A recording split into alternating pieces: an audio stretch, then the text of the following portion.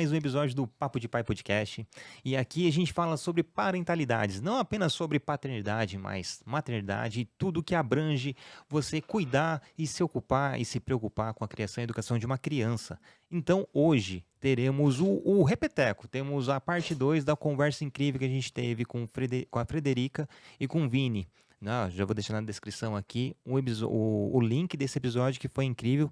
Tanto que agora tem a parte 2. Mas antes, aqueles recadinhos básicos de todo início de episódio. Se você está aqui no YouTube, já curte, compartilha, assina o canal, ativa as notificações, que é muito importante para todos nós. Sempre tem um vídeo novo, um shorts, um corte, que é muito especial para todos que estão preocupados, sim, com uma educação e criação mais presente e participativa. Se você está no Spotify, tem a opção de você dar aquela avaliação de 5 estrelinhas para a gente. Mas dá para curtir, dá para compartilhar.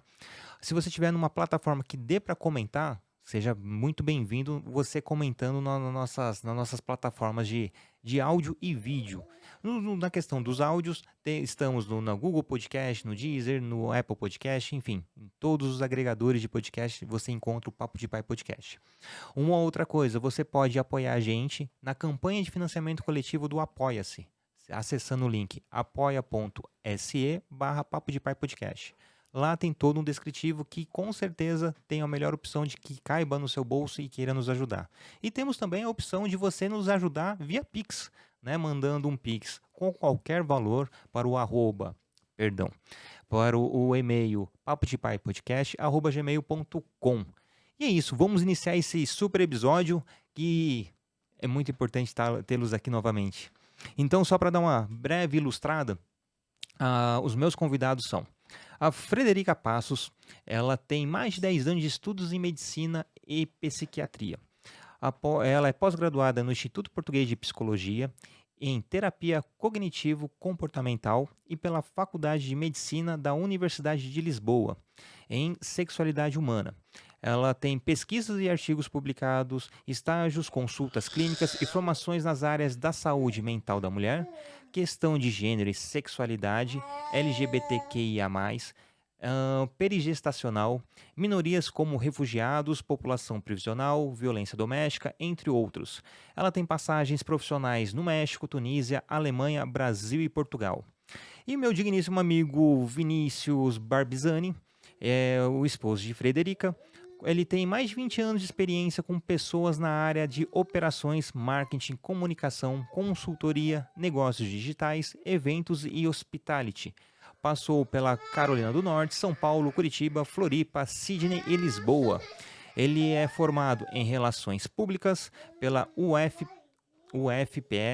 é mestre em Comunicação Digital pela ECA USP e em Cultura e Comunicação pelo ISCTE Lisboa. Atualmente ele é facilitador de grupos reflexivos masculinos e paternos, formador de liderança digital parental e de mindfulness na parentalidade, além de ser pesquisador em comunicação não violenta. Enfim, esse é um pouquinho um resumão dos nossos convidados. Sejam muito bem-vindos, Frederica e Vini. Obrigado. Estamos muito felizes de estar aqui. Muito obrigada, é sempre um prazer estarmos juntos. Massa. Bom, vocês estão aqui no Brasil, né, nesse período. Uma para passear, claro, né, que é muito importante, curtir umas férias, mas também por conta da formação da Frederica aqui no HC. Conte um pouquinho mais pra gente, né? Só pelo seu currículo já dá para entender qual é esse caminho da psiquiatria, psicologia e essa abrangência que você tem no seu portfólio. Mas conte pra gente um pouquinho mais sobre essa formação.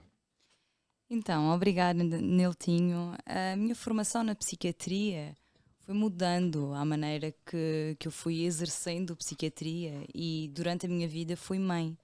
Então comecei a olhar para a psiquiatria com outros olhos, acerca de o que é ser mãe, o que é que significa estar numa relação, o que é a minha relação comigo própria.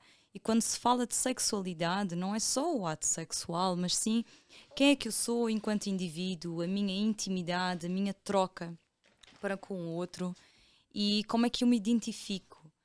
E tem sido essa descoberta que me levou a querer fazer mais na psiquiatria perinatal.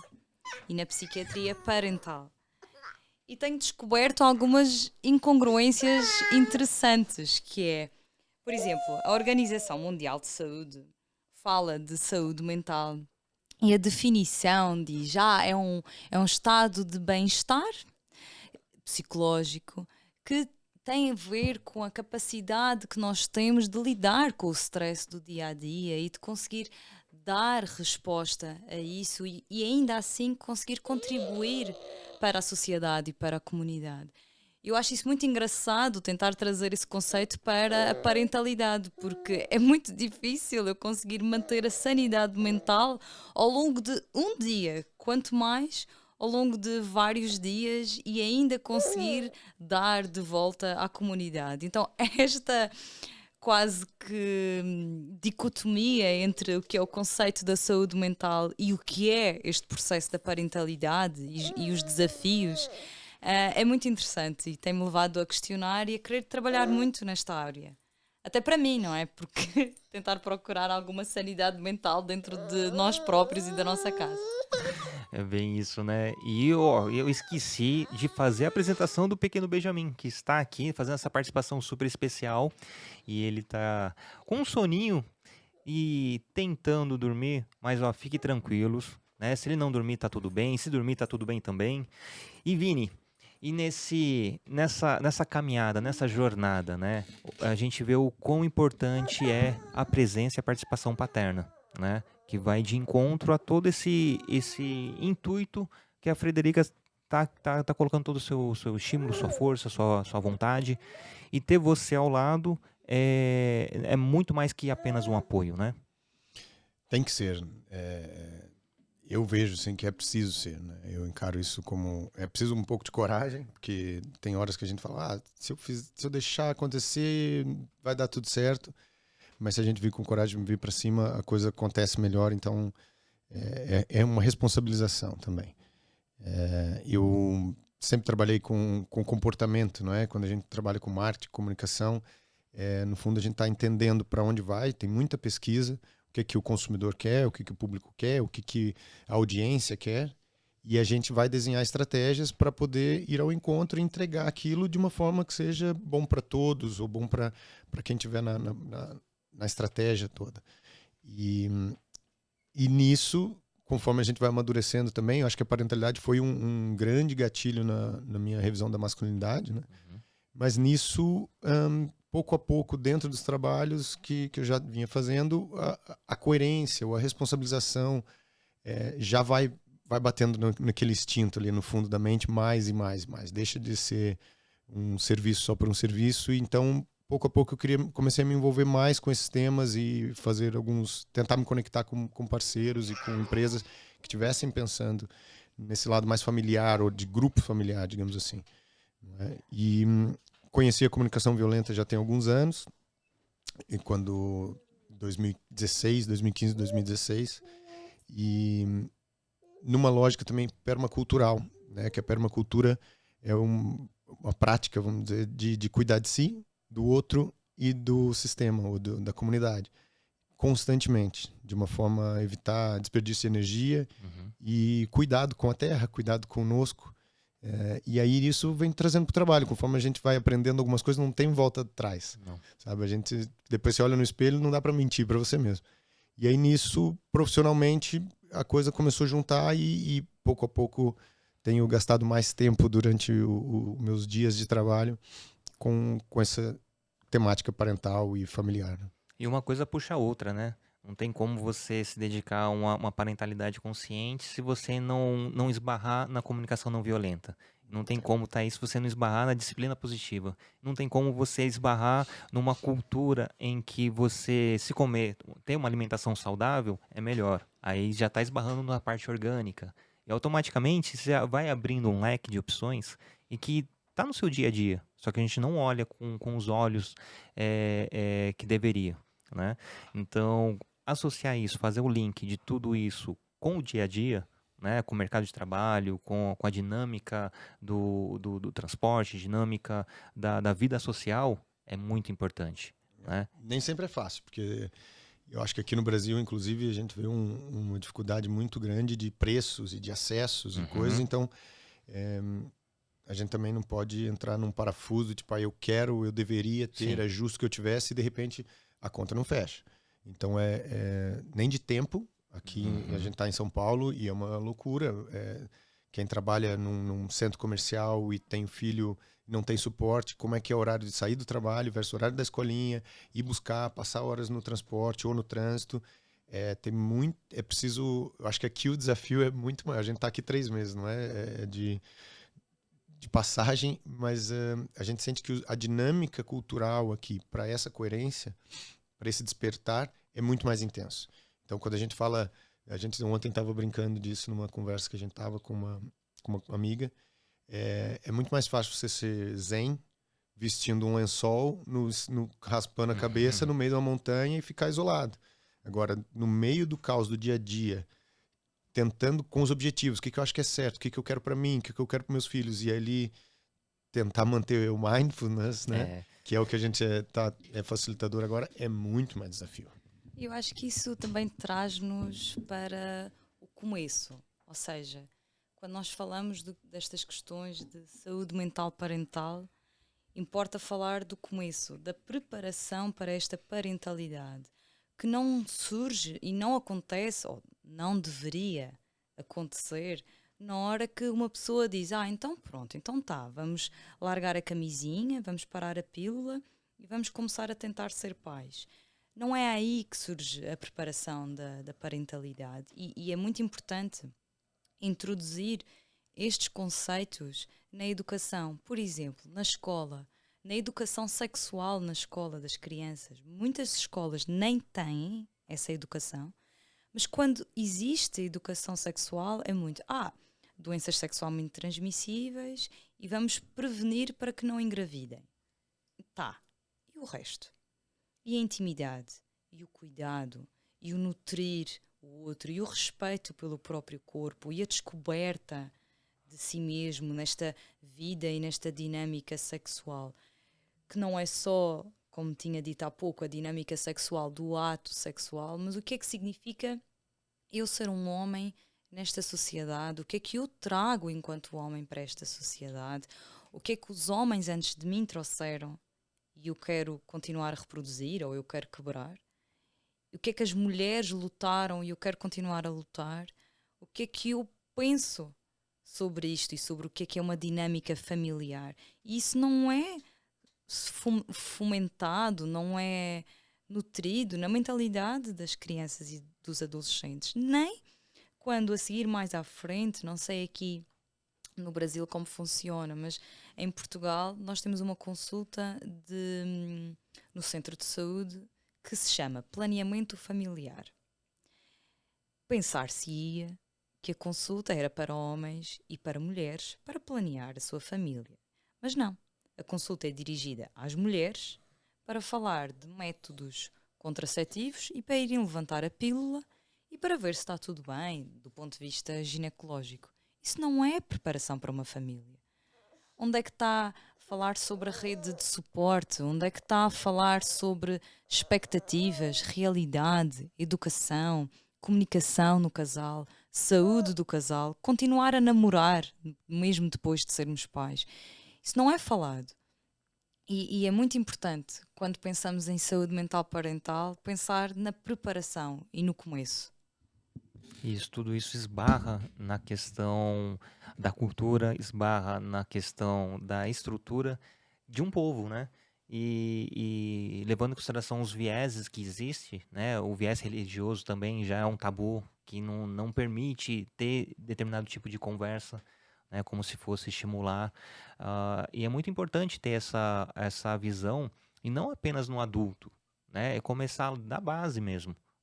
Uma criação com apego, uma criação positiva, isso vai ter reflexo na vida adulta, né? Então, não basta ser apenas no núcleo da casa, do lar, né? Tem que expandir para as escolas, para a sociedade como um todo, né? Ser política pública, propriamente dito, né? Pode falar. Então, eu ia comentar nessa participação que às vezes nós homens estamos um pouco de fora. Geralmente nós homens estamos um pouco distraídos dessas responsabilidades da casa, do cuidado, da logística doméstica de várias maneiras. E às vezes, hoje em dia, acho que a gente está numa época de muito privilégio, que a gente tem podcasts como esse, que é fantástico, livros, acesso a sites, Instagrams, com vídeos, com textos e muita informação que a gente pode ir lá buscar. E eu acho que nessa altura da preparação, uma das coisas que foi muito marcante, quando a gente estava pensando em engravidar, eu já comecei a jogar na internet algumas coisas para descobrir nessa altura, o podcast, por exemplo, tem muito acesso. Não é preciso parar para comprar um livro e vai aprender no livro. Nunca a gente vai aprender no livro. É na prática, né? Eu lembro que eu não sabia o que fazer, juntei uns amigos que já eram pais e falei, pessoal, a gente está pensando em engravidar, o que é que eu faço? Por onde eu começo? Estou vendo esse canal, você já conhece esse outro canal, onde é que eu posso aprender coisinhas práticas? Ele falou, um amigo respondeu muito lúcido, assim, muito simples, falou, primeira coisa é, cola na mãe. Se envolva com a mãe, entenda o que é que está acontecendo, ou a gente não vai entender, a gente não vai lá, não é sobre nós. E a partir disso é uma transformação, e eu acho que um ponto alto foi o nosso curso de preparação para o parto, que é muito importante que haja esse tipo de iniciativa em hospitais, em associações, em subprefeituras, na própria Câmara Municipal, que possa promover isso, universidades, esse tipo de encontro. Existem várias associações mundiais, brasileiras, América Latina, etc., que vão buscar desde os meninos até os adultos, homens adultos, para o cuidado. E a preparação do parto traz ideias que a gente não sabia. A gente sentou na frente ainda, começou a falar, e eu já tinha escutado alguns nomes, tipo período latente, ou falar puerpério, não sabia o que era isso. E aí, chegando lá, já era a chance de perguntar, interagir. Então, esse tipo de preparação abre muito a cabeça, porque às vezes conhecimento é poder. E pelo menos se a gente ouviu falar, a gente já está mais seguro ali para o que vai acontecer. Se a gente já sabe que vai ser intenso a relação do casal no puerpério, a gente já chega lá um pouquinho menos assustado, digamos assim. Não vou dizer pronto, porque a gente nunca está pronto, mas preparado para aprender. Eu acho que é uma boa maneira de estar. Um marco importante para mim, que foi assim uma das viradas de chave em termos de sentir-me segura quando eu estava nesse curso de preparação para o parto, foi que nós fizemos esse curso numa maternidade.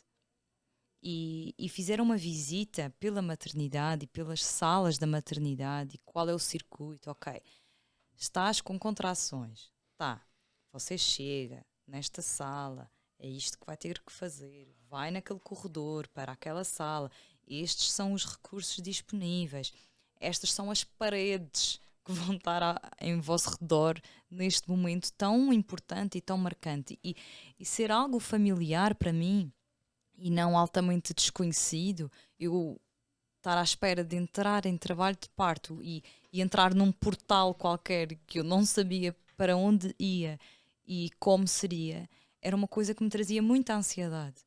E haver abertura para, não só nestes cursos de preparação, conseguirmos fazer perguntas a pessoas que todos os dias trazem bebés, todos os dias trazem pais a este novo mundo, mas poder conhecer as paredes. E esse conhecimento realmente foi empoderador e foi muito tranquilizante, sem dúvida. Portanto, a preparação para a parentalidade e para a saúde mental passa muito por esta busca de conhecimento e às vezes passa por conhecer como é que são as paredes e como é que são os corredores. E é importante isso, né? Você já está apresentado aonde você estará, né? Então não vai ser algo totalmente estranho quando você chegar. E é importante que ter esse vínculo com o pai, né? Acompanhar antes mesmo da própria gestação, né? Procurar apoio, procurar conhecimento. Então a gente vive também no paradoxo, né? De ter muita informação. Para fazer a curadoria dessa informação é o complicado. Às vezes a gente acredita em algo lá quase que cegamente numa informação e não é exatamente aquilo. Então procurar relatos reais de pessoas reais que você conhece, como você fez, é extremamente importante. E aí sim você faz sua própria curadoria. Opa, esse pai falou isso, tá, isso é interessante. Esse aqui falou aquilo outro, isso aqui é interessante. Mas o que ele falou interessante, aquele lá não achou tão.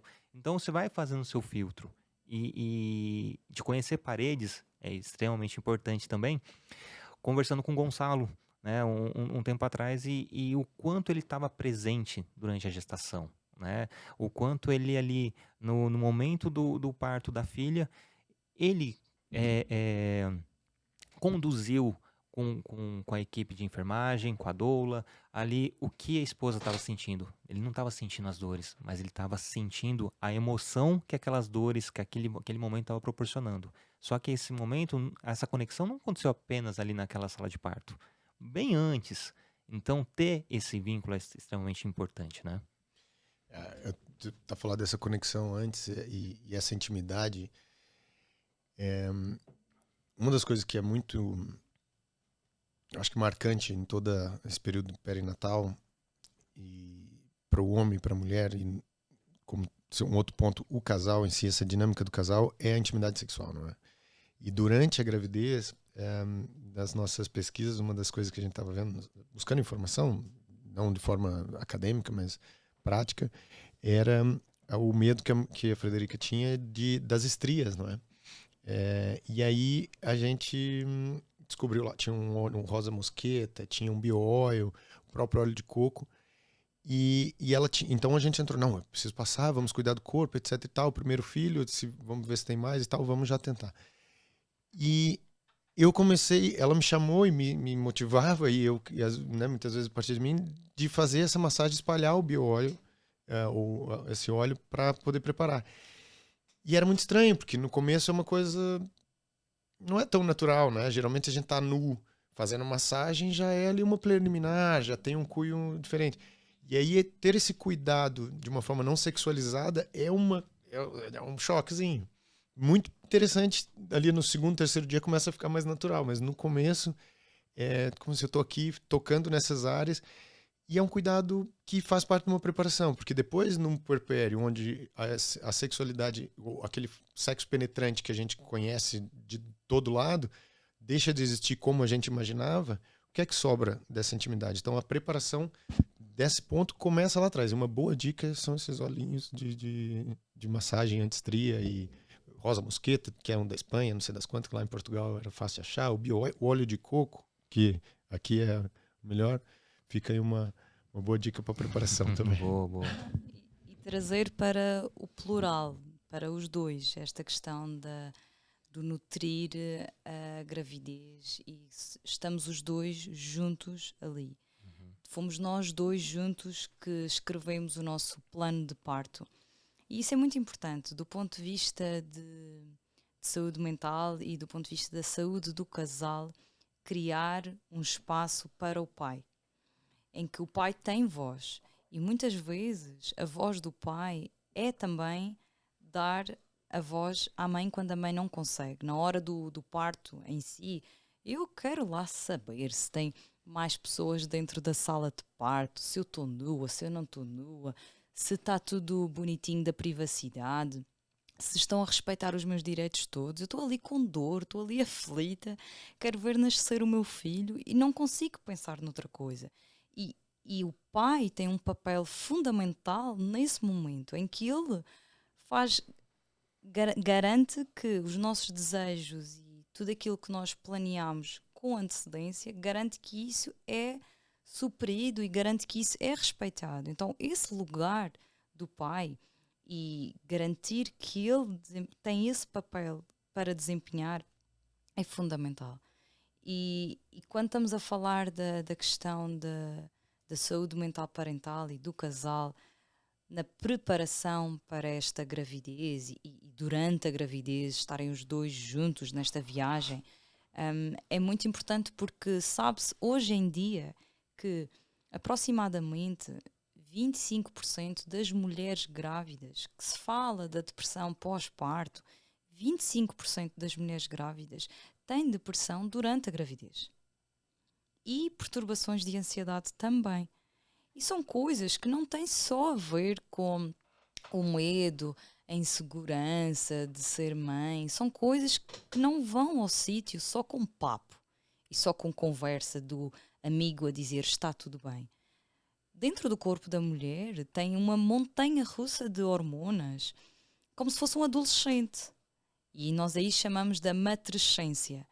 E essa montanha-russa de hormonas causa uma alteração brutal no cérebro da mulher para transicionar para esta nova vida, para esta nova realidade. E isso tem algumas contrapartidas e muitas mulheres que são mais sensíveis a essa variação hormonal têm depressão, têm ansiedade e podem desenvolver um toque, podem desenvolver uma psicose, e é muito importante termos noção disto e cuidarmos disto. Mas também perceber que quase 30% dos homens, durante a gravidez deles, não é? Do casal, também têm perturbação de ansiedade. O homem também fica ansioso, também é uma mudança muito grande na vida do homem. E é preciso prestar atenção a isto e não desvalorizar, porque muitas vezes a sociedade olha e diz: isso é normal. Isso é normal da gravidez. Estares cansada, não conseguires dormir, sentir-te apática, mais apetite, menos apetite. Mas isso são sintomas que são facilmente confundidos com os sintomas da depressão. E está subdiagnosticado. E a ansiedade do pai igual. Isso é tu que estás preocupado porque o teu filho vai nascer, vês que o mundo está virado de perna para o ar e estás preocupado. Exato, pai de primeira viagem. E há uma certa desvalorização quase coletiva e fica tudo muito subdiagnosticado. E isso é um problema, porque afeta o casal, afeta os nossos cuidados com a criança, e é preciso darmos mais atenção, termos mais cuidado e não varrer para debaixo do tapete como muitas vezes se faz. Outros dados demonstram que das mulheres que têm depressão durante a gravidez, só 1 em cada 5 é que pede ajuda.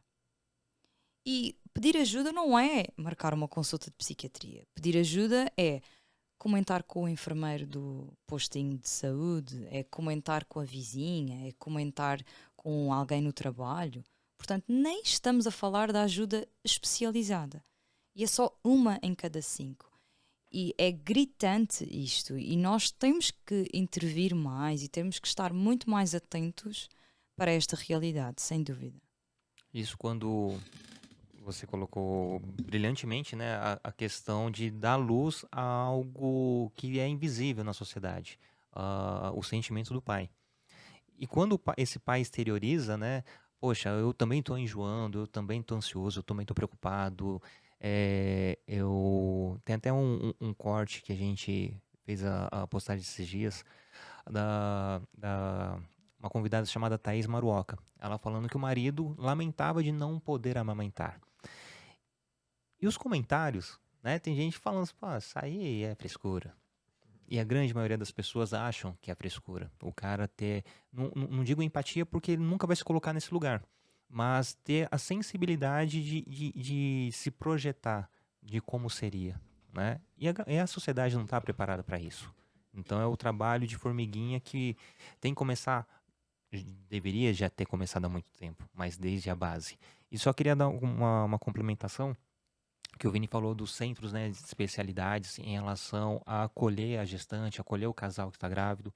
Em São Sebastião tem um centro de incentivo ao aleitamento materno, o CIAMA. Então aproveito para mandar um beijo para Carla Brusso. Brusso. Ela é enfermeira responsável lá pelo CIAMA há mais de, acho, quase 30 anos. E é um trabalho fenomenal, que é importante. Tem cursos para casais, tem Chantala, tem todo um acompanhamento terapêutico, um acompanhamento para a criança, um acompanhamento para a gestante, um acompanhamento para o casal, que é muito importante. Então essa iniciativa tinha que ser espalhada para todo mundo, para todos os locais, né? Independente de cidade, estado ou país. Tem que ter esse núcleo, né, para poder receber esses casais. Mas agora, fazendo uma pequena mudança, a realidade de Portugal e aqui no Brasil que você está conhecendo, em relação a toda a sua formação, né? Eu queria entrar um pouquinho na questão da sexualidade, a questão do LGBTQIA+, o quanto você, não digo se surpreendeu, mas o quanto você teve o impacto dessas diferenças? Então, são duas sociedades muito diferentes, a sociedade portuguesa e a sociedade brasileira, no que toca à expressão social do próprio e a maneira como interagimos com o outro na sociedade. Então, em Portugal, no geral na Europa, as pessoas são mais comedidas, têm muito mais cuidado, têm algum receio da avaliação do outro, do comentário do outro. E aqui, seja pelo tamanho do vosso país, que é enorme, seja pela pluralidade do vosso país, porque vocês têm vários países dentro do mesmo país, e diferença de culturas, vocês têm uma liberdade de expressão maior do que aquela que eu sinto lá. Vocês têm menos filtro, digamos assim, de medo da crítica social, então permitem-se mais ser quem vocês são. Então, se querem sair à rua com o cabelo rapado de um lado e pintado de amarelo do outro, vocês vão. Se querem falar alto, vocês falam alto. Vocês dizem muito mais o que pensam, com as consequências que isto também tem, com certeza. Então, no que toca à expressão do género, seja ele feminino, seja ele masculino, ou a expressão da luta e dos ideais de cada um, vocês são muito mais expressivos e demonstram muito mais do que lá em Portugal e na Europa. Então é muito mais visível esta questão do LGBTQI aqui, visível de andar na rua e percebermos qual a posição da pessoa, seja porque tem a pulseirinha de arco-íris, seja porque não tem problema algum de andar na rua de mão dada, de beijar na boca da pessoa do mesmo sexo, de a quantidade de transexuais que eu tenho visto aqui na cidade de São Paulo é enorme, com a consciência de que vocês são a capital, não é? E que muita gente se muda para cá para ter essa liberdade. Portanto, acaba por ter muito mais gente. Eu tenho visto muito mais transexuais aqui agora do que vi lá em Portugal. O que não significa que não haja. Agora, é muito mais na cara do outro. O que também muitas vezes traz mais sofrimento, porque permite mais às pessoas que estão à volta criticar, julgar, apontar o dedo, vir, dizer o que querem. E lá não é tanto assim. Há mais pudor, há mais a noção do respeito. Até podem comentar e criticar, mas é uma crítica um pouco mais à porta fechada. É um pouco mais silenciada. É pelas costas, nós dizemos assim.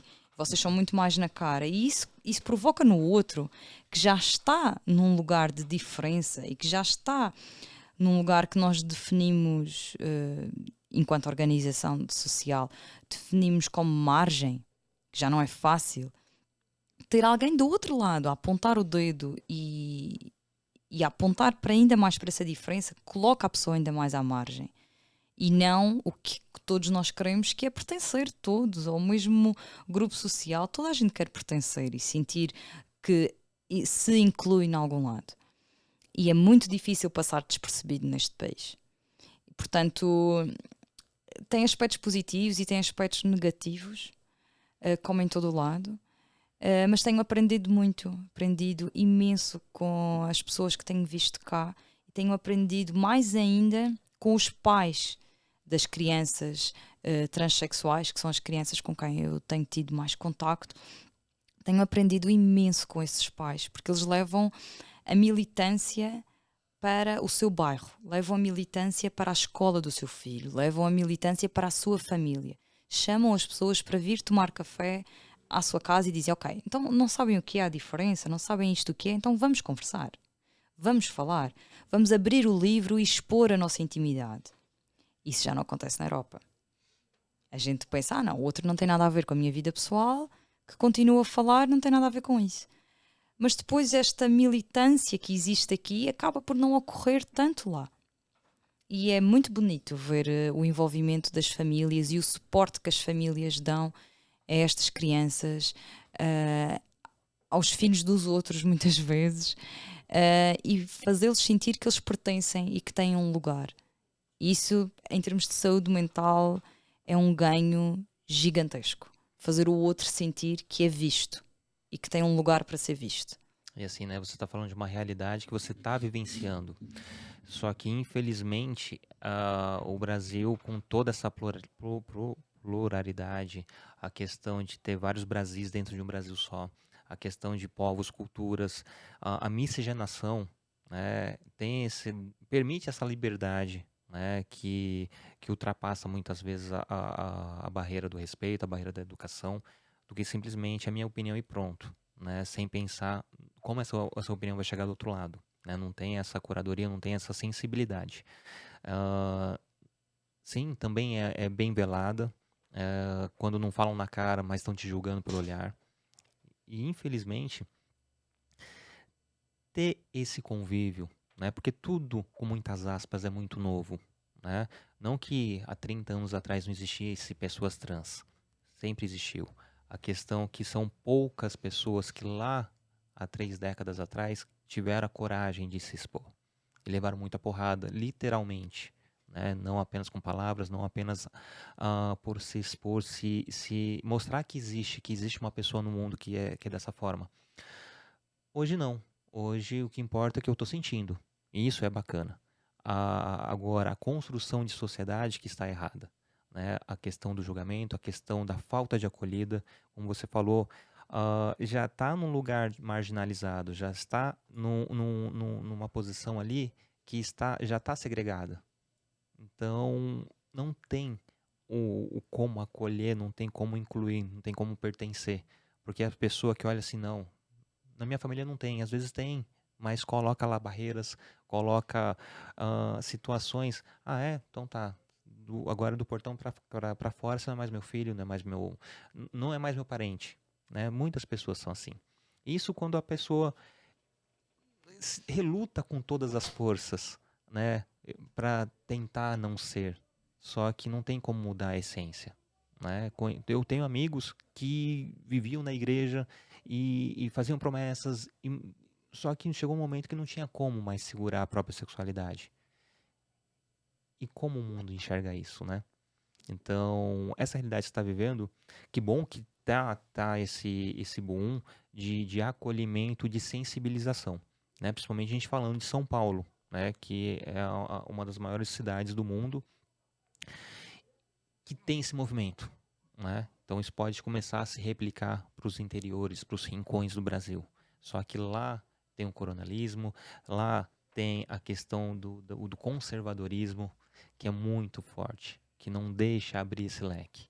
Não deixa abrir nem para ouvir falar. Né? Ter o conhecimento, já que eu vou falar mal, deixa eu conhecer para poder falar mal com argumentos. Nem isso, sabe? Então, precisa haver uma mudança. E eu falo que essa mudança vai começar a existir daqui a algumas gerações. Né? O Benjamin vai ser uma pessoa que vai replicar o amor, replicar a convivência, a empatia e o respeito. Porque ele já está num lar assim. Né? Só que vai encontrar pessoas que estão criando seus filhos hoje de forma totalmente diferente. Mas a mudança, pelo menos do que nós temos visto, tem sido muito causada e catalisada pelos filhos. Não são os pais e os avós que estão mudando. São os filhos que estão a trazer essa mudança para dentro de casa. E ainda a semana forçando passada, a mudança, né? Ainda a semana passada vimos uma família que era uma menina trans, portanto nasceu menino e identificava-se com o género feminino. Era uma menina trans.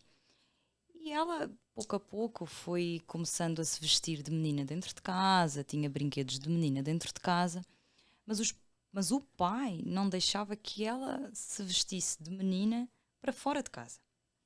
Então, no carnaval, deram para ela um vestido do Frozen, que ela podia usar dentro de casa. Mas para ir para o carnaval fora de casa, para o resto dos amiguinhos e da família, era uma roupa do Peter Pan. E ela estava extremamente infeliz com isto. E virou para o pai, chorando, né? Jogou a roupa do Peter Pan para o chão e disse: tu não me amas. E o pai contou-nos esta história de lágrimas nos olhos, a dizer que aí caiu a ficha. Ela tinha 4 anos de idade. E disse: tu não me amas. E ele aí, chorando, agarrou na filha, disse: desculpa, o pai ama-te, o pai não sabia fazer melhor, o pai não compreende, mas eu amo-te e por isso estou aqui para ti. E nesse carnaval ela foi vestida de Frozen para a rua e aí começou a mudança. Então muitas vezes a mudança entra pelas portas da nossa casa derrompante, não vem devagarinho. Às vezes é uma avalanche que vem. E como tudo. E é isso que interessa. Portanto, o papel parental é acolher. E é poder ser suporte, é poder ser rede de suporte, é poder ser solo para os filhos crescerem. Mas nenhuma planta cresce num solo que está seco, num solo que não tem nutrientes, num solo que não é rico. E é essa riqueza e é essa procura de nos nutrirmos e nos cuidarmos, é essa procura que é fundamental. Porque se nós queremos ser suporte para os nossos filhos, então temos que ser uma boa terra, temos que ser uma boa base. Não podemos estar à espera que a criança seja tipo uma planta que cresce como no meio-fio, que a gente parece assim uma planta rebelde que ninguém sabe como é que cresceu ali. E ser capazes de nutrir o outro tem que começar primeiro por nutrirmos-nos a nós próprios e percebermos as nossas necessidades. E aí o mindfulness na parentalidade traz muita coisa, não é? E até fazendo um link, né, com essa metáfora da planta, né, se a planta está começando a secar, você olha, tem alguma coisa errada. Você vai procurar ver se está batendo muito sol ou menos sol, está regando na medida certa, se o ambiente está favorável àquela planta.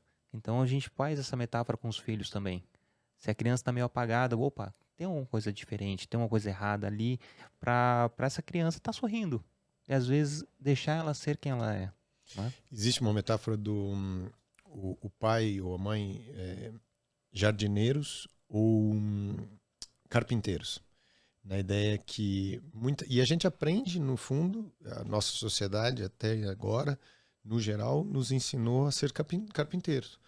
Que é o filho começa a crescer e a gente, vou dar aqui vou colocar esse limite, colocar essa baliza, vou moldar para isso, vou ensinar aqui a ter mais coragem ali, vou ensinar mais esporte aqui, vou ensinar a ler ali, ensinar a aprender a falar inglês, sei lá, essas línguas, e vai moldando até a personalidade conforme a gente acha que deveria ser. E muitas vezes as crianças estão aprendendo coisas que deveriam aprender mais tarde, mas essa cena de ser precoce, essa coisa de acontecer.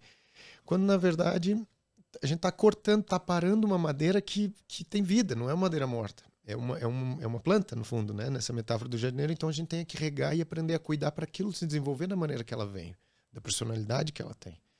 Mas é muito difícil. A gente aprende conforme talvez a gente viu os nossos pais fazer ou imagina, desculpabiliza os erros dos nossos pais, dizendo, não, sei lá, ele bateu porque não tinha outro recurso, ou ele gritava porque ele estava muito estressado, não sabia como fazer. E aí a gente fala, então é por ali que eu vou. E na verdade, tem um livro que eu agora não lembro o nome da autora, mas o título do livro é O Livro que Você Gostaria que os seus é o livro que, vou começar de novo. O livro que os seus filhos gostaria que você lesse. Como é que é? Agora, como diz, edição, corte, volta. E que você, é isso mesmo. O livro que os seus filhos gostaria que você lesse, que você gostaria que os seus pais tivessem lido. Que na nossa educação, se a gente não para olhar, para aprender, para diversificar essa maneira de que o novo mundo está chegando, que as novas crianças estão vindo com perguntas e propostas que a gente não está preparado, a gente vai usar ferramentas antigas de outro contexto cultural, social, de outra época, com outras... A mediatização, boa parte do meu trabalho, dos meus estudos, tem a ver com a mediatização da sociedade.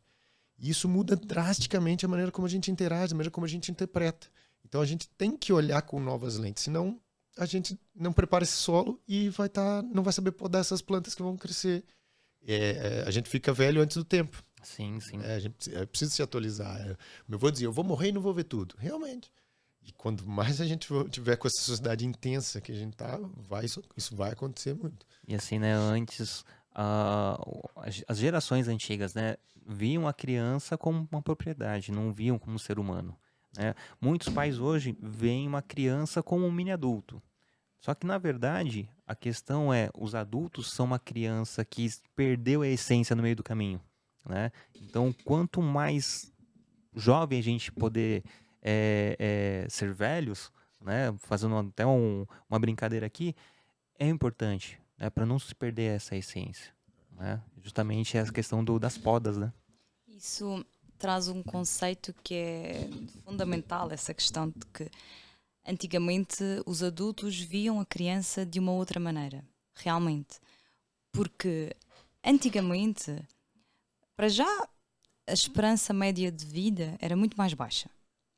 Depois, tinham muito mais crianças.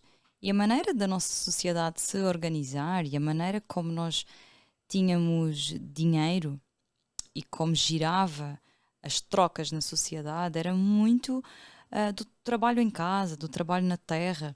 E as crianças eram mais uma força de trabalho real, antigamente. Fazia parte. E as crianças mais velhas tomavam conta das crianças mais novas. E algumas morriam pelo caminho por conta de problemas de saúde, que antigamente não havia a saúde pública que há hoje.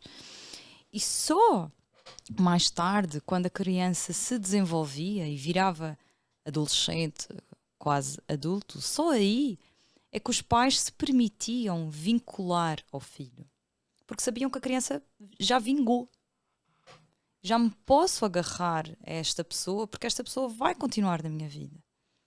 Hoje em dia, a organização da sociedade mudou completamente. E isso faz com que a vinculação com os nossos filhos seja muito precoce. Então, já temos vinculação durante a gestação. Então, quando há uma perda gestacional, é uma perda real de um filho. E é sentida e vivida com a sua intensidade. Que varia de pessoa para pessoa, mas tem o seu lugar. Antigamente era uma coisa muito mais normal. Normatizada, digamos assim. Muito mais comum. Então, a vinculação que nós hoje temos com os nossos filhos e que procuramos ter com os nossos filhos está muito relacionada com o cuidar deles, com o toque com eles, com o tempo com eles. E para nós termos este tempo, também tem que haver uma mudança laboral muito grande e uma mudança na organização da família muito grande. E é importante termos esse conceito de vinculação e compreender como é que essa vinculação mudou ao longo dos anos, porquê que mudou, e foi muito acompanhando a mudança da própria organização da sociedade. Só que temos que nos adaptar aos olhos de hoje para desenvolver uma vinculação segura com a criança, porque só assim é que a criança vai ter segurança para aprender e descobrir o mundo. Só que um pai deprimido, uma mãe deprimida, não consegue ter uma vinculação, dar tanto suporte, ser tanto terra assim, porque ela própria tem as suas necessidades que ela precisa de prover. Portanto, é muito importante tratarmos da saúde mental dos pais para conseguir ser o mais eficientes e o melhor possível nos cuidados para com os filhos. E aí tem as questões da esterogestação. Que eu acho que vamos aproveitando, fazer aqui né? Aproveitando essa deixa para a gente tocar um pouquinho mais, mas vamos fazer uma transição para ele. Não quer deixar com... Quer tentar? Aproveitar que tá dormindo? Vou De uma mãe aproveitar. para outra. Tá. Vou aproveitar. Antes, pega dá os recadinhos urgentes aqui. Então, só para dar uma contextualizada, a Frederica, ela vai se ausentar aqui do nosso episódio, né? Mas o querido Vini vai assumir a bola aqui, matando no peito, e vamos com tudo. Eu queria deixar os recados aqui, falar da Sentidos e Cores. Né? Sentidos e Cores é um site voltado para o desenvolvimento, a aprendizagem, independência, diversão, segurança e inclusão. Ela tem a missão de fornecer produtos com qualidade, preços, condições super acessíveis, realizando um trabalho de acolhimento e com muito carinho para as crianças e suas famílias. Então lá tem artigos, brinquedos voltados para crianças típicas e atípicas. Então já fica aí a super dica para conhecer o www.sentidosecores.com.br ou lá no Instagram, @sentidosecores. E também temos o apoio do Amor em Pote, né? todo mundo já conhece aqui o nosso querido Amor em Pote, né? Esse casal aqui já saboreou alguns quitutes. E temos aqui um presente tamanho família para vocês. Uau! Meu Deus! O Amor em Pote faz doces, geleias e doces artesanais. Maravilhoso. Então fica aí o convite para conhecer o @amorempote no Instagram. Admito que só aceitei fazer o segundo episódio na esperança de voltar a ter contacto com o Amor em Pote. Ah, que massa. Ó, esse doce aí é um super merengue de morango.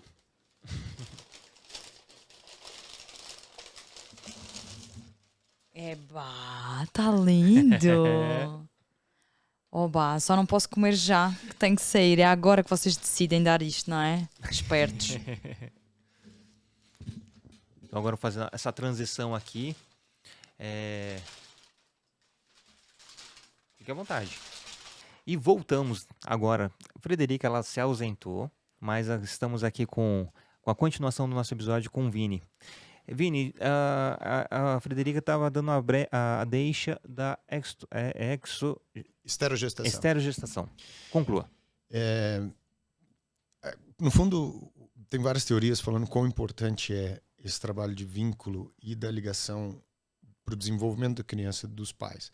E faço aqui um parênteses também bem importante, que quando a gente fala de pai e mãe, nós estamos falando na primeira pessoa, porque é o nosso caso, um casal cis hétero falando sobre isso, mas há várias pesquisas falando da vinculação com casais, inclusive homossexuais, que adotam uma criança, não necessariamente um filho biológico de algum deles. Ou seja, o vínculo tem muito a ver com a intenção e com a prática dedicada dos cuidadores. Primeiro cuidador, segundo cuidador.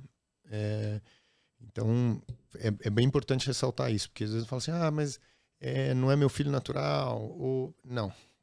O importa é a nossa intenção para a criança ou para o bebê. A esterogestação, geralmente fala-se de 9 meses depois do parto, que é um período que nós humanos não... Teoricamente, nós somos os mamíferos mais atrasados, porque a gente não consegue nascer e andar nem comer. Então, essa falta de autonomia demanda aí alguns meses. No geral, entre 9 meses e 1 ano. Há outras teorias também, que é importante falar de vínculo e de cuidado nesse desenvolvimento, que fala dos primeiros 1000 dias da criança. E aí tem vários outros elementos fundamentais na estruturação e desenvolvimento que vão entrar nesse período, não é? Mas parte importante disso é dizer que esse cuidado, essa intenção de controle e de atenção é uma das formas eficientes para desenvolvimento das funções executivas das crianças, dos bebês. O que são as funções executivas? A gente está a falar de controle inibitório, então a gente está a falar de autocontrole, de uma forma um bocado ampla. Estamos a falar de flexibilidade cognitiva, que é a capacidade de mudar a estratégia para tomar decisões. E me fugiu o terceiro ponto, mas estamos a falar de desenvolvimento cognitivo social. Um fator que é importante ter é essa intenção. Então, independente de onde estiver, favorece o desenvolvimento das funções executivas, ou seja, vai formar um adulto com, teoricamente, mais capacidades. Não significa que porque não teve também não vai ser, mas ajuda essa promoção. Socioeconômicas, então uma criança que é exposta à violência nesse período, a toxinas nesse período, começa a comprometer parte do desenvolvimento da criança. Outra parte tem a ver com nutrição, então falta de alimentos e nutrição de comidas, e o que é preciso muitas vezes de um leite, etc., também vai faltar, também pode influenciar nesse desenvolvimento. Mas o primeiro ponto, agora voltando para ele, que é importante, é esse cuidado. Então, independente da sociedade, independente da família, independente do lugar onde tem, esse ponto é fundamental para o desenvolvimento. Nós somos um mamífero que a gente não se lambe como os outros se lambem, né? A baleia no mar não faz isso, mas, no geral, quando a gente fala de mamíferos na terra, tem muito desse cuidado de lamber, de estar passando a mão. E nosso tato é fundamental nisso. Então, tocar no nosso filho, abraçar, o pele a pele, que é acho que um dos pontos bastante batidos e importantíssimos, são fundamentais para essa troca. Desenvolve a criança, estimula a criança. O tato é o primeiro sentido que a gente desenvolve já na barriga. Dentro da placenta, o tato é e a princípio, a parte do nariz e da boca ali, a sensação tátil começa por ali. E é importante a gente desenvolver para o bebê, mas também para nós. Porque nós, homens, inclusive, a gente fala muito de testosterona, diz que ocitocina é um hormônio feminino, é um hormônio do cuidado, do amor. Nós também conseguimos desenvolver e produzir isso, que é intencionalmente produzido a partir desse contato, desse vínculo, desse toque. Eu digo que teve um dia que a Frederica voltou a trabalhar e eu fiquei em casa, a gente conseguia tirar leite, eu aumentava ele com a mamadeira e tirei umas semanas ali. E teve um dia que tava calor e a gente tava os dois sem camisa e foi de manhã à noite o tempo todo assim. Eu cheguei no fim do dia, parecia que eu tava high, chapadão, tava na moca, como dizem em Portugal, porque assim, tava com uma felicidade, tava sentindo assim uma vibração que tá 100% ali. E realmente, nos meus tempos antigos já tive essa sensação por outros agentes, né, influenciadores, e é uma delícia. E isso desenvolve a paternidade, desenvolve a maternidade, desenvolve o vínculo. Então, intencionalmente, como o Frederico colocou, há muitas mães que entram em processos patológicos de vínculo, às vezes por excesso. Tem mãe que não consegue largar o filho de noite, fica no peito, e aquilo desenvolve um processo patológico de vinculação que é preciso olhar com cuidado. E também por falta, muitas vezes. Mas quando há essa intenção do cuidado, do toque, transforma a paternidade. Isso vai desenvolver na criança também habilidades de maior regulação do sono, junto com o nosso sono também. O próprio cansaço que a gente vai desenvolvendo vai ser equilibrado nesse vínculo. Eu falo muito isso porque eu estou agora fazendo uma formação para ser consultor de baby wearing, que são os panos de amarração, carregadores, tem vários tipos. E é uma parte importantíssima desse carregar do bebê no peito da gente, amarrado, não só sentir o coraçãozinho ou vice-versa, mas estar sentindo o nosso cheiro, que eu estava brincando agora há pouco. É muito importante para o nosso desenvolvimento dessa nova identidade, dessa identidade parental. Né?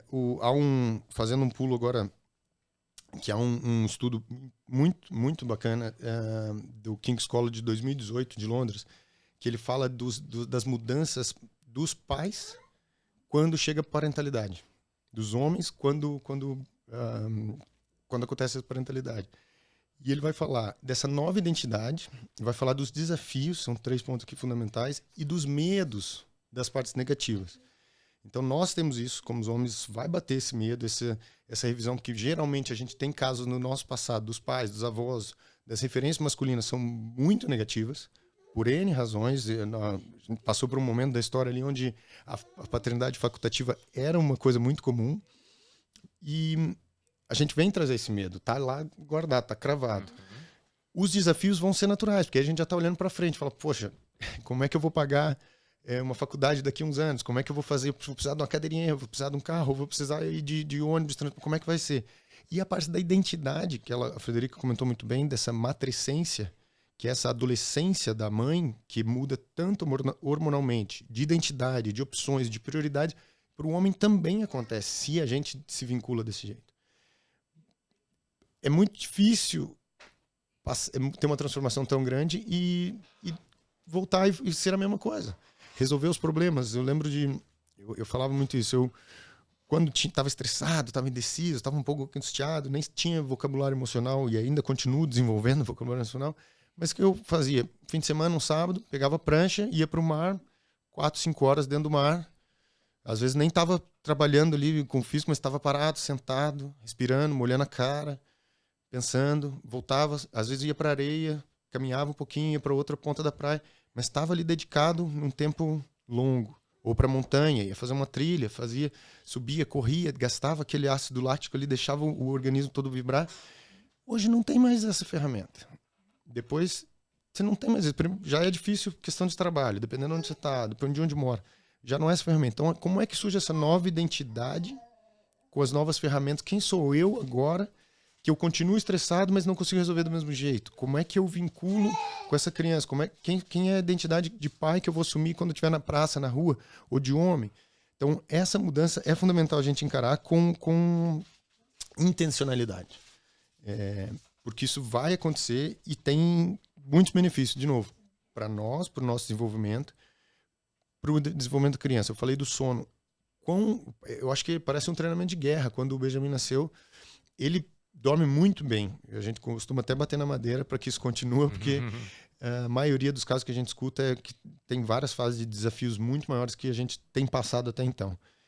Mas nas 2 primeiras semanas, parecia que eu estava naqueles treinamentos dos filmes americanos, dos Navy Seagulls, para dormir pouco e tapa na cara e de repente mergulha a cabeça dentro da lama, levanta gelo e corre para um lado e não era aquilo, carrega, troca de roupa e volta. Porque eu colocava um despertador para vibrar no meu braço e o despertador para tocar 1 minuto depois no telefone, porque ele tinha que amamentar a cada 2 horas, que ele nasceu com baixo peso. Mas isso é um exemplo para dizer que a falta de sono troca as nossas faculdades, troca as nossas habilidades de decisão, de escolha. E se a gente não tiver preparado, saber que isso vai existir, se você vira pai e não sabe que vai dormir pouco, acha que isso é um absurdo, não consigo, vou deixar para lá, deixa com a mãe e eu preciso dormir, porque eu tenho que trabalhar. É preciso um equilíbrio. Muitas vezes isso acontece porque há uma decisão do casal, mas se eu me deixar de lado e me ausentar dessa participação, vai dar ruim, porque a gente vai mascarar um sentimento em nós mesmos. Nós, homens, participantes, porque a gente vem com uma carga histórica que vai acumular. E o burnout parental, que é uma outra coisa que hoje em dia se fala, que é a exaustão parental, que antigamente era tudo para mulher e nem se falava disso, é real, acontece justamente porque, no fundo, o burnout vão ser situações de estresse mal resolvidas acumuladas. Então isso vai acontecer. E eu só tenho um e a gente está estudando, imagina quem tem 4. Não é? E tem vários outros desafios. Então é normal agora reconhecer isso e olhar para dentro é um passo muito, muito importante. E voltando para a vinculação, é intencional. Não acontece. A gente tinha mania de dizer antigamente que a mãe sabe das coisas, né? A mãe é natural, a mulher já nasce mãe. Não nasce mãe, não. A mulher é programada para brincar de boneca, programada para ficar em casa, dentro de casa, para tomar conta de tudo e para cuidar. E o homem é programado para sair, para ser corajoso, ao invés de ser cuidador, para ser forte, ao invés de ser e saber ouvir. É outra programação que a gente faz com as crianças. Então isso traz adultos hoje em dia que são diferentes. Agora, a gente tem...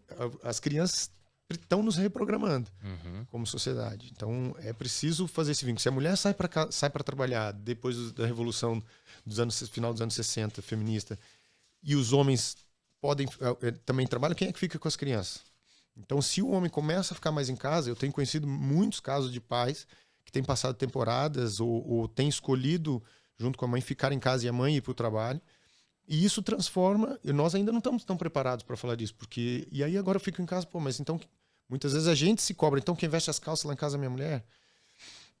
E parece frasezinha de bar, parece frase de rua, mas no fundo a gente não está preparado para lidar com isso de forma, então, quais são os sentimentos que eu tenho? Quais é que são as minhas fraquezas? Como é que são as minhas vulnerabilidades? Como é que eu cuido melhor de mim? E aí esquece também de nós. Esse vínculo, eu acho que é um dos primeiros passos, essa intencionalidade do vínculo na barriga. Os pais tentantes, o Thiago Koch tem um curso de pais tentantes que ele até comentou surpreso que a primeira vez que lançou, se as pessoas queriam ter ou não, ou fazer ou não um curso de pré-gestantes, ele surpreendeu com a quantidade de homens que não tinham relacionamento, mas já tinham a intenção de absorver conhecimento para quando acontecesse. Essa preparação é fundamental, porque vai dar ruim várias vezes. Várias vezes. Já é uma prerrogativa, né? Que em algum momento vai dar ruim. Agora, ter essa sensibilidade de como lidar com a situação, aí sim faz diferença. E a gente não vai estar pronto. Exato. Vai sempre ser diferente do que a gente planejou. Eu falei com um casal de amigo nosso, ele falou que é uma das coisas que ele mais lembrou. Ele falou, olha, a gente fez o plano, saiu tudo diferente, mas deu tudo certo. E é isso que vai acontecer. Vai ser diferente, mas vai dar tudo certo. Um amigo fala, né, que não tem uma linha de chegada, né? O importante é você estar sempre buscando. Porque o dia que você fala assim, agora sim, agora eu entendo, eu sei como que é a gestação, eu sei como é o puerpério, eu sei como é ser pai. Não, volta 10 casas que você não entendeu nada. Não entendeu, não entendeu. Acho que a gente pode se preparar para aprender. Sim. Porque um psicólogo, amigo nosso, comentou justamente isso. Falou, o grande fator que acontece nos casais, da dissintonia, da falta de sintonia dos casais, por várias razões vai bater no mesmo equilíbrio que é expectativa e realidade. A gente não alinha isso, dessa expectativa com a realidade, dentro de nós, em relação com o outro, e muito menos dessa dupla, desse par, com o que está em volta. A gente fala muito pouco sobre isso. Então, eu acho que uma primeira dica de preparação é vamos alinhar a expectativa. O que eu quereria que você fizesse? Do tipo, olha, eu lavei essa louça porque eu queria que você tivesse tempo para fazer outra coisa. Ou vou fazer isso. É isso que você quer? Não. Eu prefiro lavar louça. Eu estou em casa agora, às vezes eu passo horas com o Benjamin. Quando eu quero que a Frederica chegue, eu quero que ela fique com ele, porque eu sinto que eu estou fazendo pouco em casa. Porque a louça tá toda na pia, o chão tá todo sujo da comida que eu não consegui varrer, que ele derrubou tudo pro chão. Ainda já é fim da tarde, mas o pote de sopa que ele comeu ainda continua em cima da pia, porque eu não consegui dar conta. Então eu quero poder entrar em paz com minha expectativa de vou cuidar minimamente das outras coisas e vou dar a chance pra ela chegar e matar uma saudade dele. E às vezes ela chega e eu tô ali, ela começa a arrumar as coisas e eu falo, pelo amor de Deus, eu vou surtar. Você me segura aqui. É uma coisinha simples, mas essa troca eu acho que é uma boa... Quando ele falou, para mim fez muito sentido, porque vai bater em vários casos. Essa expectativa nossa. E até fazendo um link com o que você disse, a relação do burnout parental, né? Tem pessoas que defendem que burnout é apenas a relação de exaustão vinculado ao mercado de trabalho, à sua profissão, ao seu exercício da profissão. Só que muita gente não entende o ato de cuidar é um trabalho invisibilizado. O ato de estar ali com a lida do dia a dia, com criança, casa, não é remunerado e muito invisibilizado. Então é real a questão do burnout parental, perdão. Quando você faz essa associação, dá clareza, né? E um outro ponto também, em que você falou a questão da ocitocina, né? Que é o hormônio dito feminino, né? E já foi constatado, né, a presença do hormônio da ocitocina em casais gays que acabou de adotar, em quantidade igual ou até maior de mães, né? Aí você vê o quanto que a relação do cuidado, a relação de você estar se conectando com uma criança é extremamente importante e vital, né? Em todos os aspectos. E quando você olha com esse recorte da ocitocina, que um homem pode estar exercendo a mesma função, é fantástico, né? A gente tem a mania de achar que a nossa realidade social é absoluta. Então eu costumo muito dizer que na formação do brasileiro seria muito importante sair do Brasil, porque isso aqui é um continente, é muito diverso, tem muita coisa, e isso já é exaustivo. Mas se a gente puder olhar de fora, passar uma temporada num país de língua diferente, principalmente, Portugal já ainda que é uma língua portuguesa, ainda tem outros choques, mas já serve. Olhar para aquilo de uma forma, como é diferente a base estrutural da sociedade, como é essa diferença, essa base de comunicação, de linguagem, de entender o outro, de interpretar o outro, de colocar o ponto de vista na rua, a gente forma melhor ali a mentalidade, sem dúvida. Eu tinha aqui anotado aqui alguns pontos, até mais ou menos, eu tô vendo que a gente tá mais ou menos perto do final, que você comentou dessa pesquisa. Depois eu posso passar o link para colocar no episódio. Essa pesquisa, se não me engano, foi feita em Israel no final dos anos 70, começo de 80, com casais gays. Ou seja, não foi ontem.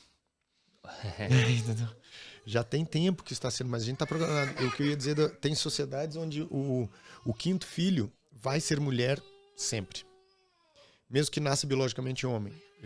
Tem um livro, Aventuras no Mar, do Hélio, esqueci o meu sobrenome, que é um velejador brasileiro, e ele conta um pouco dessa história quando ele viaja para ilhas no Pacífico, pro lado da Oceania, já não lembro como é o nome da ilha, mas ele conta que encontra essa sociedade onde existe um terceiro sexo naturalmente.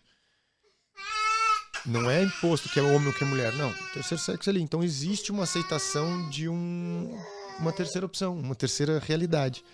A questão da cultura, né? Completamente diferente. Então a gente pode transformar a nossa cultura. A nossa cultura é planejada. Sim. A nossa cultura é intencionalizada por intelectuais, por propriedade privada, pelo Estado, para moldar comportamentos religiosos, sociais, de consumo. Isso é feito em todo lugar, há anos, há décadas. Geralmente uma mudança grande social não demora 10 anos ou 2 mandatos, por exemplo. Demoram gerações. Uhum. Então é preciso que a gente acorde e fale as coisas que estão no escuro, essas dúvidas, ou as coisas que ninguém fala. Por exemplo, antigamente, eu lembro, meu pai tinha coisas, até hoje, meu pai, eu considero ele até bastante moderno da maneira que ele consegue. Mas até hoje tem coisas que às vezes a gente pergunta e ele tipo, fica ofendido porque está sendo questionado. É normal um homem hoje de 60 anos ou tal, que é o pai dele, então, meu filho, você não podia olhar de torto. E assim, se a gente puxar gerações, não havia comunicação de pais e filhos. Não é? Então, tudo que fica no escuro dá margem para problemas. E aí, vou dar um exemplo que a gente tem visto nas televisões agora.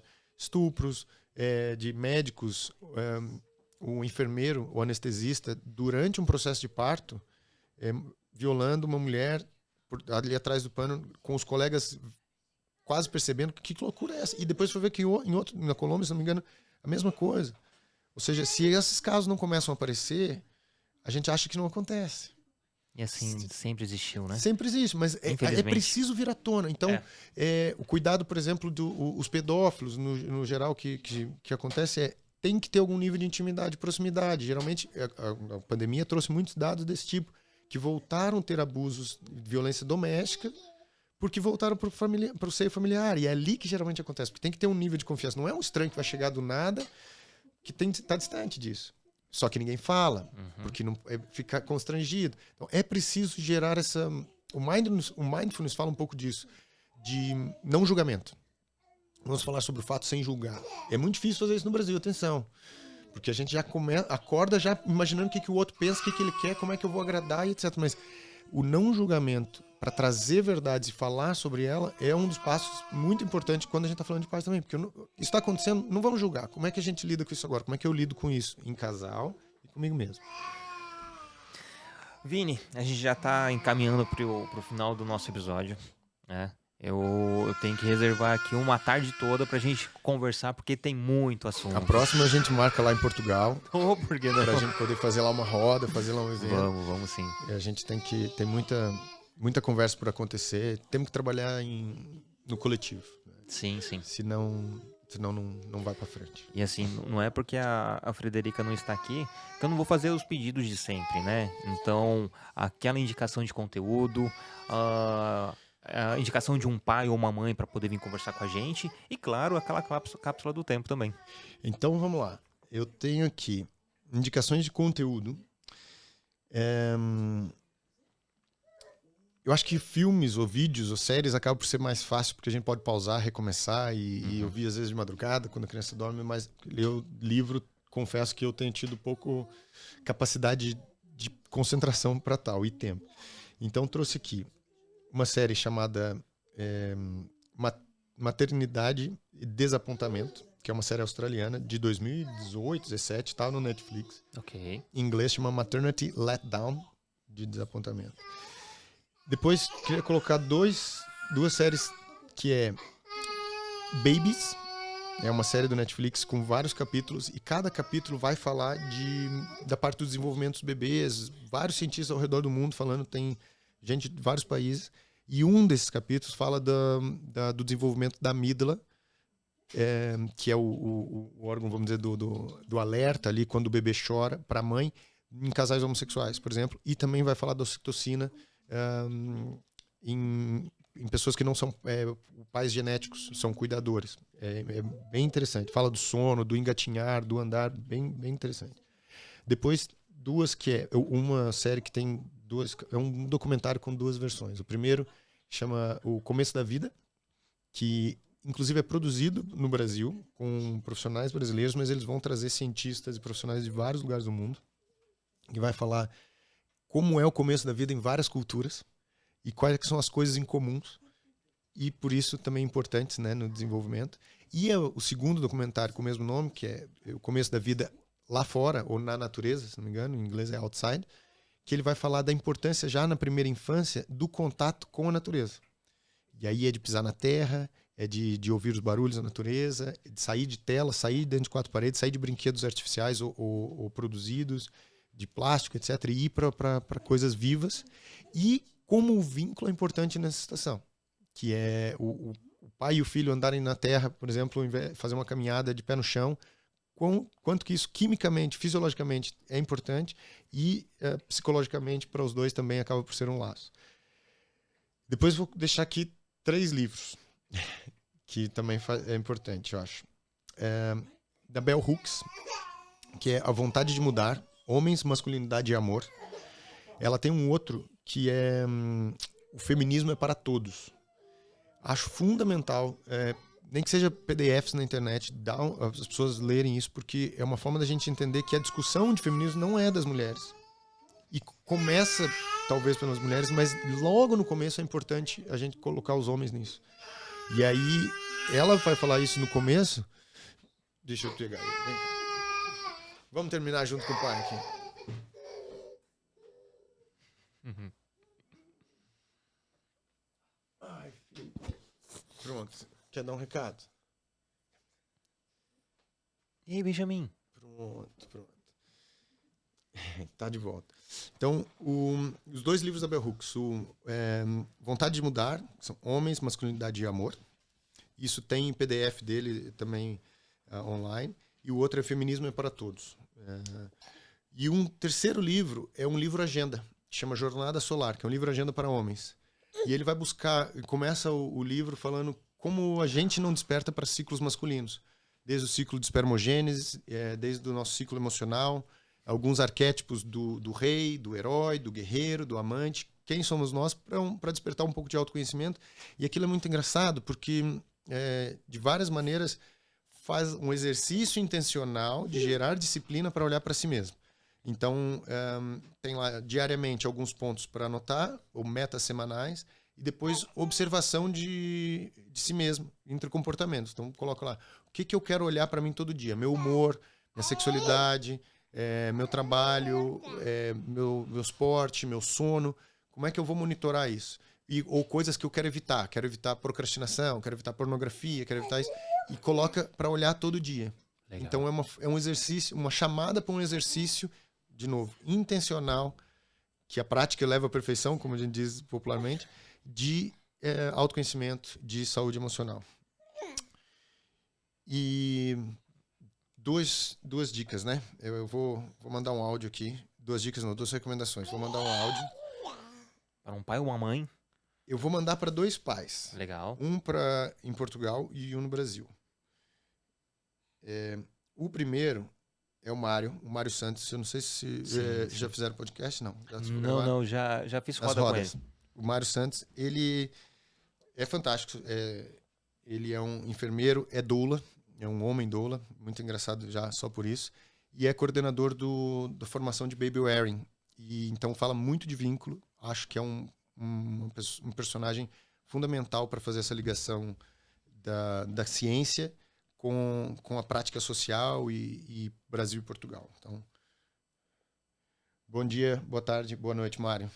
Agora já está aí tarde, mas eu estou aqui no podcast Papo de Pai, podcast com o Niltinho, e estou te convidando ao vivo e a cores, em direto, para vir gravar um episódio com ele, daí, à distância, como for, e vou passar o seu contato novamente para resgatar esse laço e vir aqui falar um pouquinho de baby wearing, falar um pouquinho do seu trabalho de doula e do ponto de situação e o estado da arte, da masculinidade e da parentalidade no Brasil e Portugal.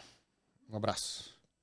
Massa. E o Jean é eu falei dele no último episódio, mas eu não tinha mandado o áudio, então... Salve, Jean. Bom dia. Boa tarde. Estou aqui no podcast do Niltinho, podcast chamado Papo de Pai Podcast. Eu já tinha te comentado sobre ele, mas queria te fazer um convite aqui ao vivo para você vir gravar com ele e falar um pouquinho dessa humanidade e criatividade que você trabalha tanto já desde a escola e dos projetos todos já há alguns anos que você vem trabalhando. Então, fica o convite e eu vou passar seu contato para ele para poderem gravar um podcast bem legal que eu vou querer ouvir também. Um abraço. Que massa, que massa. Que mais? Cápsula do tempo. Cápsula do tempo. Aí a gente fecha com chave de ouro. Né, Benjamin? Então, olha, eu tinha notado aqui, antes da cápsula do tempo, 10 pontinhos que eu queria que a gente rebatasse aqui da conversa Ok. com foco nos pais. Uhum. Que o primeiro era, esteja envolvido desde o início. Você pode desempenhar o papel crítico na garantia do parto seguro e confortável para seus filhos e para a mãe de seus filhos. Compartilhe trabalho e cuidado. Você pode ser um homem que conquista respeito na sua sociedade e na família. Basta ser um pai orgulhoso. Começa por aí. Prestar cuidados de saúde. Depois, quinto ponto, basta jogar, basta brincar, basta estar lá. Brincar é negócio sério, então é preciso intencionalidade nisso também, e achar tempo não é fácil. Educar, não só ensinar. Pode ser um grande presente para o filho. Ser corajoso, mostrar afeto. É preciso um pouquinho mais de coragem para isso, que hoje em dia o afeto, esse carinho, ou é externalizar de uma forma superficial, que às vezes a gente fala, eu te amo quando tá bêbado, mas no fundo demonstrar afeto no dia a dia e cuidado e abraço, já vira uma coisa aí, pá, esse cara tá muito homofetivo, o que é isso? Criar sem violência. Você sabe que um braço gentil sobre o ombro é mais poderoso que qualquer ato de violência. Então, é importante, né, filho? Ensine igualdade e respeito. Você pode dar ao seu filho um futuro maior, mais justo, ensiná-lo sobre respeito e igualdade. E, de novo, apoie a mãe de seus filhos. Você sempre tem a opção de respeitar e de amar a mãe de seus filhos. Faça o que é certo o tempo todo. Esses pontos que eu trouxe aqui, na verdade, não vieram só da minha cabeça. Eu dei aqui uma editada, mas vem de um projeto mundial chamado Men Care, que é Men no plural e Care de cuidado.org, se não me engano, que tem diretrizes no mundo todo e vários parceiros em diferentes continentes e países, que acho que são 10 pontos importantíssimos. A cápsula do tempo, olhando para você, Benjamin, eu vou te dar uma mensagem aqui que é... Sobe aqui para falar com você. Você fica mais alto. Olha para baixo. Aprenda para ensinar, filho. É um ciclo e o papai está tentando fazer isso. Aprender para te ensinar e continuar aprendendo para poder ser esse fluxo de dar o que eu recebo. E é isso. Que incrível. Fico muito, muito feliz pelas indicações. Tomara que ambos aceitem o convite, né, que possam partilhar aqui com a gente. Esses 10 pontos já tinha esbarrado com eles em algum momento e são muito importantes. E todo para a gente fechar com chave de ouro, foi tudo muito incrível, essa partilha, a conversa, a experiência e vivências que vocês têm, né, em relação à parentalidade, a questão de colocar para fora e não apenas ir para o mundo, mudar o mundo para o Benjamin. É mostrar para o mundo que existe um caminho que é mais respeitável, né? E isso é muito mais importante. Ter o respeito, ter a empatia, ter o cuidado, né? Então, ter esse vínculo, né? Eu costumo falar de conexão, mas vínculo eu acho que é mais forte, né? Do que simplesmente você se conectar. Mas ter esse carinho, né? Esse afeto, essa disposição é o que vai realmente fazer diferença no mundo.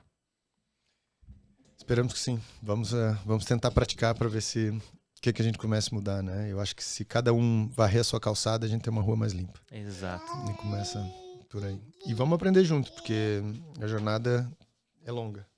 E não tem ponto de chegada, né? Não. É pelo contrário. O caminho que é mais gostoso. O caminho se faz caminhando, como dizia o Fernando Pessoa. O caminho se faz caminhando, bora nisso. Assim, vou ficar muito feliz se vocês retornarem ao Brasil o quanto antes. Mas quem sabe numa próxima a gente vai estar lá em Portugal. Vamos mirar nisso. Vamos. Que tem muito trabalhinho lá esperando a gente, então vai ser legal a gente contar com essa parceria também para lá, porque o mar é pequeno. Sensacional. E é isso, gente. Muito obrigado pela participação de vocês. Vocês aqui nos assistindo, nos escutando, é muito importante. Fico muito feliz de poder partilhar com pessoas incríveis, tá bom? Então, curta, compartilhe, comente, faça essa palavra leva essa palavra para mais pessoas. Então, tenho certeza que a gente vai fazer um mundo, um lugar um pouquinho melhor com iniciativas como essa, tá bom? E é isso, gente. Beijo grande no coração, tamo junto. E valeu, Vini, valeu, Benjamin. Tchau, tchau.